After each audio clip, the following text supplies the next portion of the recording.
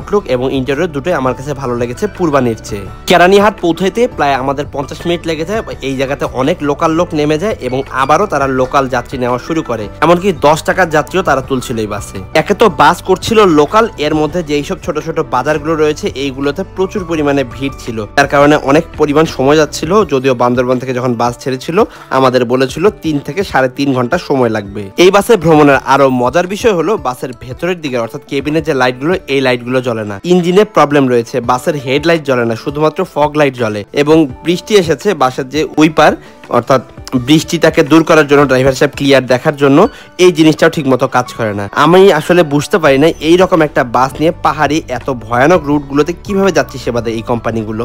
বান্দরবান থেকে কক্স এই ভ্রমণটা হয়েছে আজ তেল বাঁচানো ভ্রমণ, অর্থাৎ বাসের গতি ছিল 30-40, সর্বোচ্চ 50 পেয়েছিলাম একবার। যদিও বান্দরবান থেকে ছাড়ার পরে বলেছিল 3.5 ঘন্টা সময় লাগবে, কখনো কখনো 8:30-15 মিনিটের মধ্যে পৌঁছে যায়। কিন্তু আমাদের আজ বান্দরবান থেকে 5:30 রওনা হয়ে কক্সবাজার পৌঁছতে প্রায় 9:30 বেজে যায়। অর্থাৎ খুব বাজে একটা ভ্রমণ উপভোগ করেছি এই বাসের সাথে।